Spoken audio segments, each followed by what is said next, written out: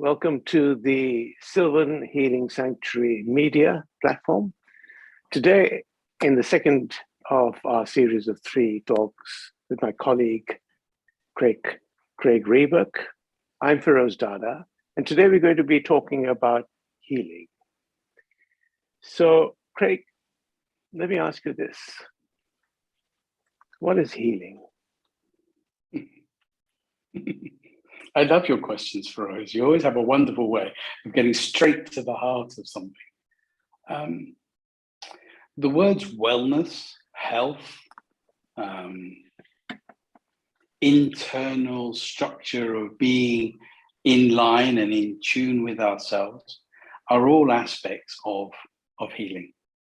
And I think that one of the most important things is to find a path in our lives in order to not be affected by the many bumps and lumps and hiccups that are on the road that we each have in our life, and healing can help to support that.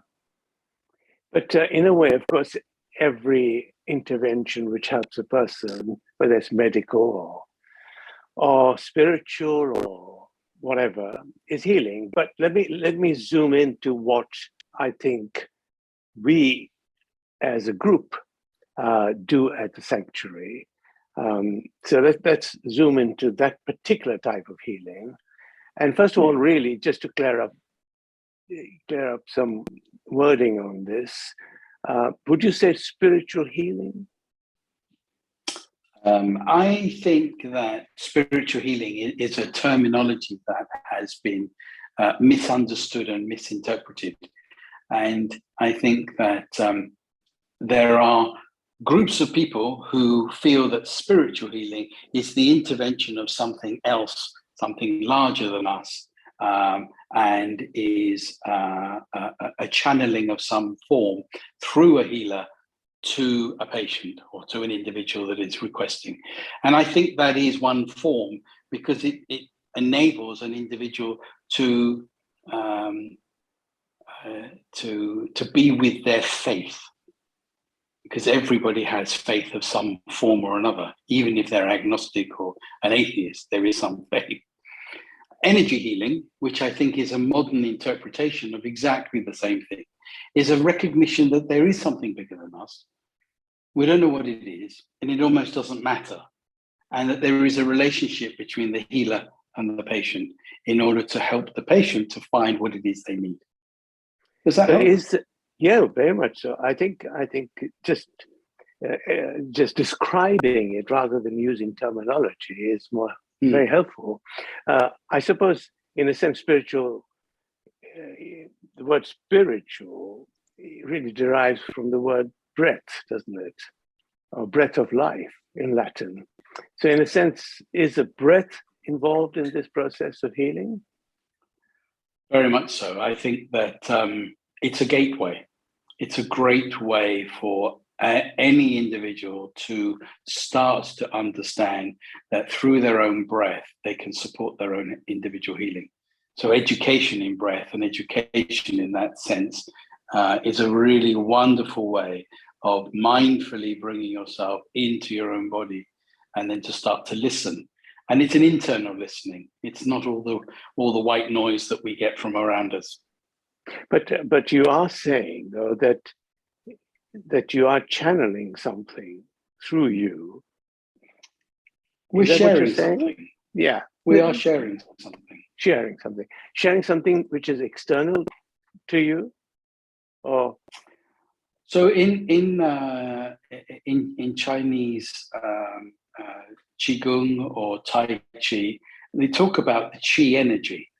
There is this wonderful energetic sense where people have often talked about watching their masters who are able to stop an individual from coming towards them just with their Qi energy.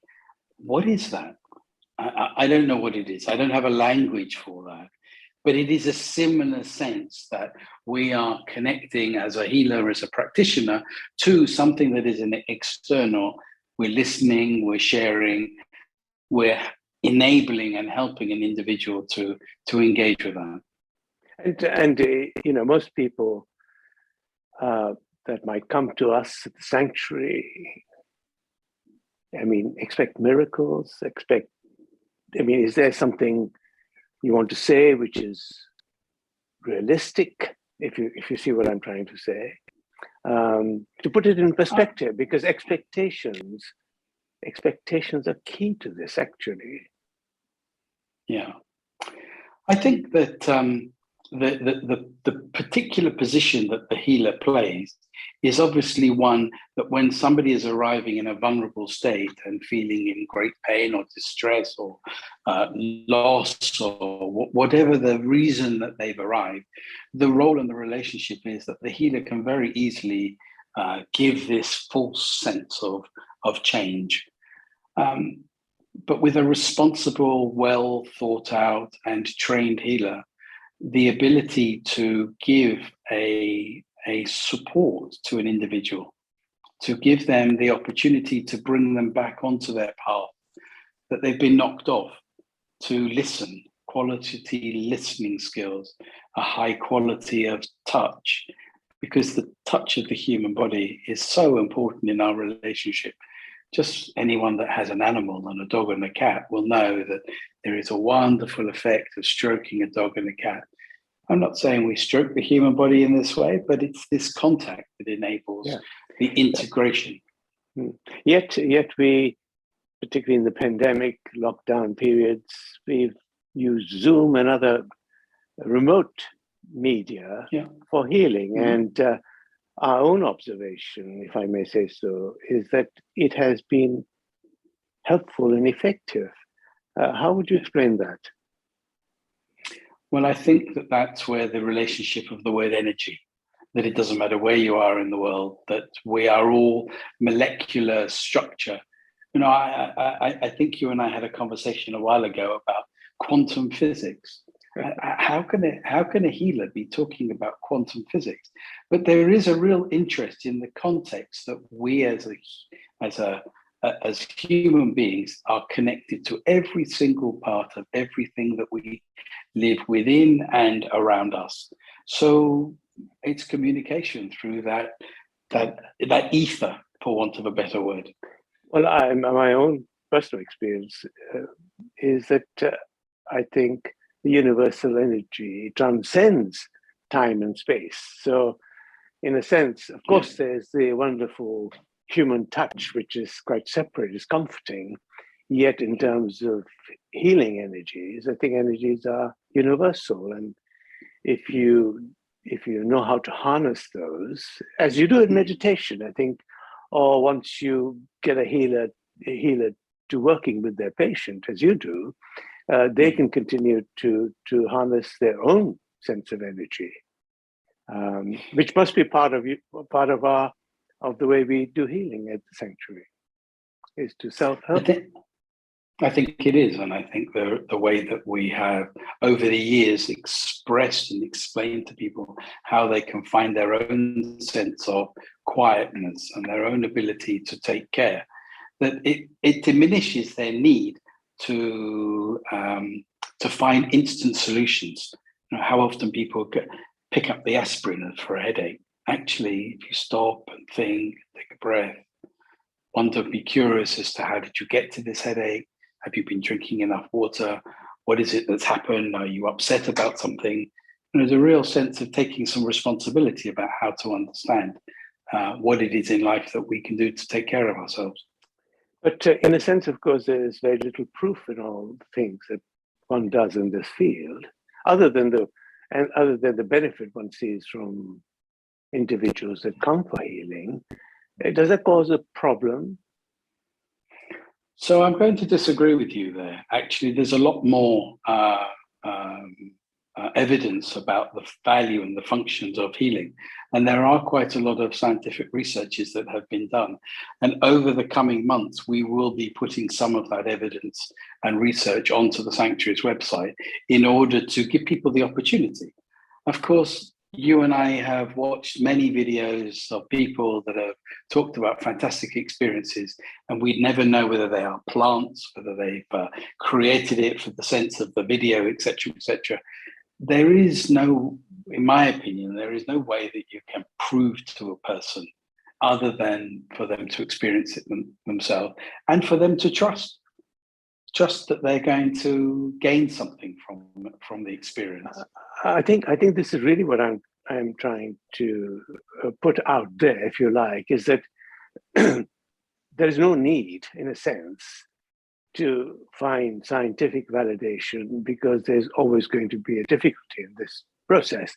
It's more important to understand the end result and experience it for yourself. And then it doesn't matter whether there's scientific evidence or not. It doesn't even matter if it's a placebo effect. It doesn't matter if it benefits a human being, as it seems it does, then I think our job is fulfilled. Well, I think that probably brings up the key word, which is faith. And you have to have faith in something in order to. But that's a very difficult thing for a lot of people to find. Okay. Yet, if we put it out there that this is about openness, it's about faith, it's about trust, it's about being receptive and open-minded, and then experience it for yourself. And I think that's the best way one can put this across to people and say, look, this is about your benefit. If you benefit from it, well, that's it. Doesn't matter. So over so many years, I've met people that have come the first time, they have no understanding what it is they're going to gain. And over a period of 3, 4, 5 weeks of experiencing once a week healing, you can see a change. You can see, I see change very clearly. And the individual sees change, but it's so little, it's such a profound change that it does take time for people to change the way they've been living their life. So you sort of feel that you're steering them back onto a slightly different road, assisting them to find their own, to refine the path that they were on, and they've made a detour and they need to come back again. Well, Craig, is there anything else you'd like to say about healing in this discussion about?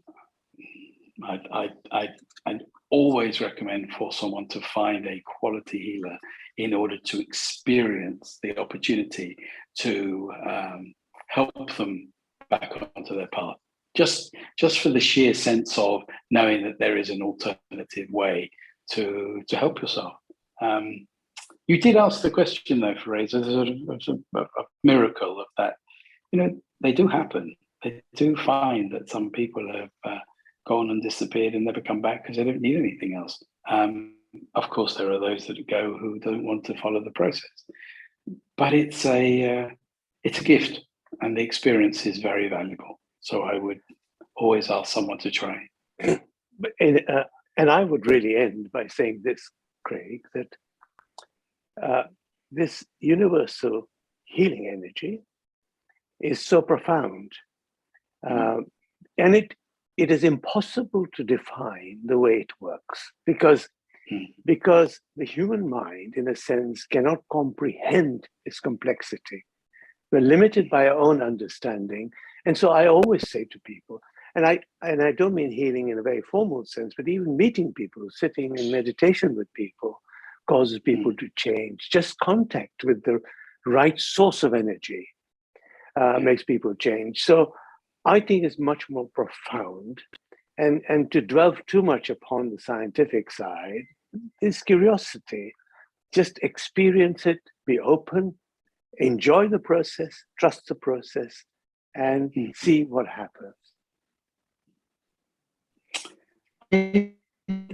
I understand, and I accept that trying to put a round peg in a square hole, the healing world, into a scientific world, is always going to be very difficult. I get that.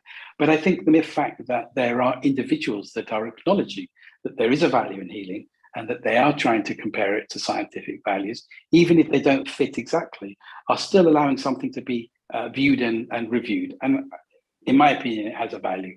It's not going to have an answer as, healing is going to do this, therefore, and we can do it with that, and we can prescribe this for you to go to your doctor to get that.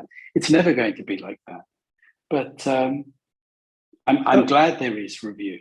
Yeah. I think it's well. So at this point, we will sort of disagree and leave it at that, Craig. But that's okay. It's Yes. perfectly fine. And well, I would say to close. Well, Hmm. maybe I can end this in that view, that these are the sort of dilemmas that will go on inside individuals' heads, and that it's okay for that to be debated in this way, so that it's an open conversation, that we are not closed to one way. And I think that's to me, I hope that's helpful. Well, very helpful, because although we are on the same page, we're in the same sanctuary, yet we have slightly different opinions. And so I think that demonstrates it's important to have that. Yes. So, Craig, thank you. Wonderful to talk. Feroze, thank you. And I look forward to our next time. Yes, next time we talk about meditation. And until that time, thank you very much.